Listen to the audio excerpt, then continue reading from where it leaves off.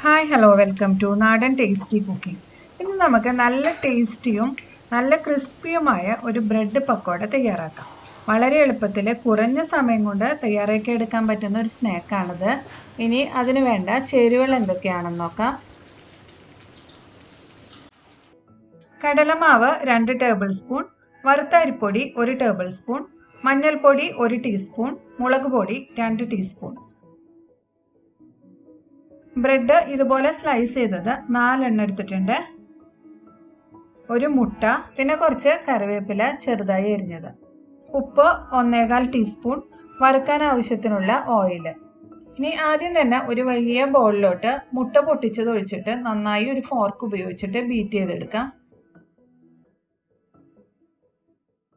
ഇനി അതിലോട്ട് കടലമാവ്, അരിപ്പൊടി, മുളക് പൊടി, മഞ്ഞൾപ്പൊടി, പിന്നെ കറിവേപ്പില ചെറുതായി എരിഞ്ഞത്, ആവശ്യത്തിനുള്ള ഉപ്പ് ഇത് ചേർത്തിട്ട് നന്നായി ഒന്ന് മിക്സ് ചെയ്തെടുക്കാം. അപ്പം ആദ്യം തന്നെ വെള്ളം ഒഴിക്കാണ്ട് ഇതൊന്ന് മിക്സ് ചെയ്തെടുക്കണം.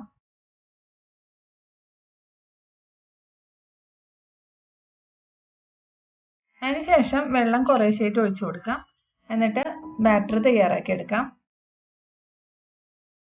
ഇപ്പം ടോട്ടൽ ഒരു 1/2 കപ്പ് വെള്ളത്തോളം ഒഴിച്ചിട്ടുണ്ട് കേട്ടോ ബാറ്റർ തയ്യാറാക്കി എടുക്കാനായിട്ട്.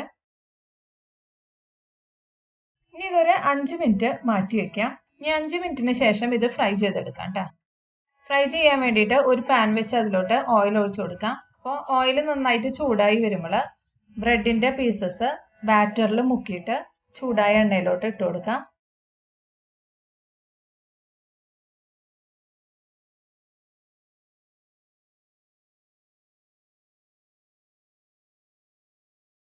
ഈ ഒരു വശം ഗോൾഡൻ ബ്രൗൺ കളർ ആകുമ്പോൾ തിരിച്ചിട്ട് കൊടുക്കാം.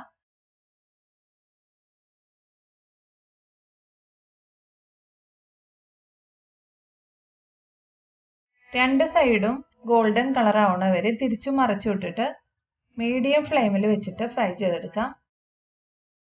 ഇപ്പൊ 2 സൈഡും മൊരിഞ്ഞൊക്കെ വന്നിട്ടുണ്ട്. ഇനി നമുക്കിത് എണ്ണയിൽ നിന്ന് കോരി മാറ്റാം.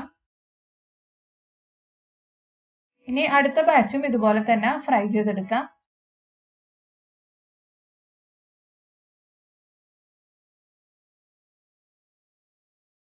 ഇപ്പൊ നമ്മുടെ നല്ല ടേസ്റ്റിയും ക്രിസ്പിയുമായ ബ്രെഡ് പക്കോഡാസ് ഒക്കെ റെഡി ആയിട്ടുണ്ട്. ഇത് നമുക്ക് ചൂടുള്ള ചായക്കൊപ്പം ചൂടോടുകൂടി തന്നെ സെർവ് ചെയ്യാം. എല്ലാവരും ട്രൈ ചെയ്ത് നോക്കിയിട്ട് കമന്റ് ചെയ്യുക. വീഡിയോ ഇഷ്ടമായാൽ ലൈക്കും ഷെയറും ചെയ്യണം. കൂടുതൽ വീഡിയോസിനായി ചാനൽ സബ്സ്ക്രൈബ് ചെയ്യാൻ മറക്കരുത്. Thanks for watching.